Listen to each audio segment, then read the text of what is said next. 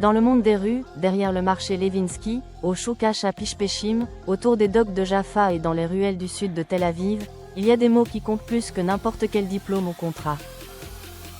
Nona, c'est l'un d'eux.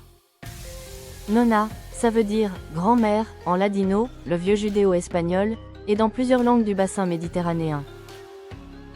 Mais ici, dans le bloc, ce n'est pas juste une question d'âge ou de lien de sang. C'est un titre officieux, une couronne invisible, un statut qui se gagne à la dure, dans la merde, le sang, la survie et la loyauté. C'est la femme qui a tout vu, tout pris, tout donné, et qui est encore debout. La matriarche. La protectrice. Celle à qui on baisse un peu la tête quand elle passe, même si elle n'a que 32 ans. Et oui, à 32 ans, être appelée « la nonna », c'est extrêmement rare. Presque anormal. Dans la rue, la vie est courte et violente. Overdose, coup de couteau, maladie sans papier, descente de flics, guerre, accident, suicide, disparition. Beaucoup de celles qui grandissent dans la même merde que nous ne passent pas la vingtaine. À 30 ans, t'es déjà une ancêtre.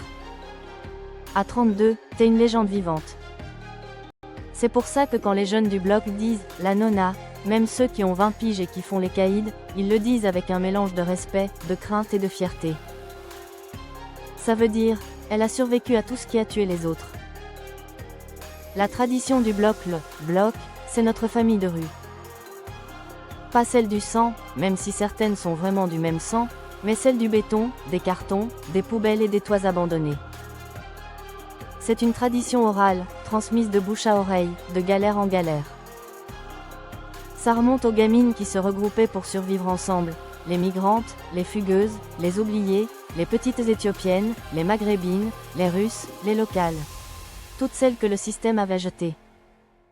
Dans le bloc, la nonna est la mémoire, celle qui se souvient des histoires, des pièges à éviter, des bons plans, des traîtres et des vrais. La justice, celle qui règle les comptes quand quelqu'un touche à une petite.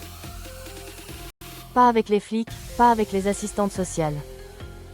Avec les règles de la rue. La protectrice, celle qui file 50 shekels à la gamine qui fouille les poubelles, qui va gueuler sur la meuf à talons qui humilie une mendiante, qui sort ses filles de la fièvre ou de la rue à coups de dents et de braquage si besoin. L'exemple, celle qui est sortie de la merde sans jamais oublier d'où elle vient. Qui a passé de la bouteille de Destop à l'école, du QI 155 aux bagarres dans les chiottes, de la maison de correction au lycée, tout en gardant ses 9 filles dans le cœur. C'est une tradition qui dit, on ne laisse pas les petites crever seules. On se sert. On élève les suivantes. On transmet la rage et la ruse. On reste violent dans la tête, mais on vise mieux.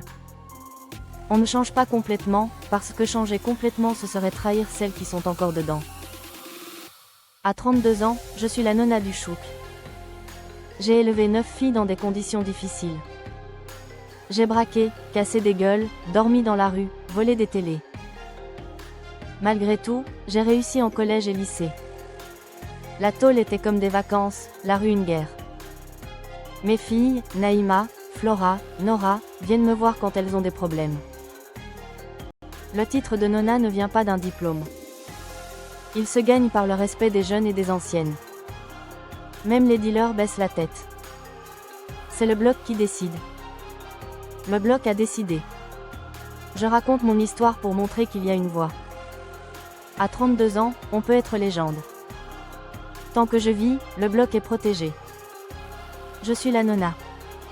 Pas par l'âge. Par le vécu. Par le sang versé. Par les filles sauvées. Par la rage qui dort jamais complètement. Et dans notre monde, ce titre-là vaut toutes les couronnes du monde.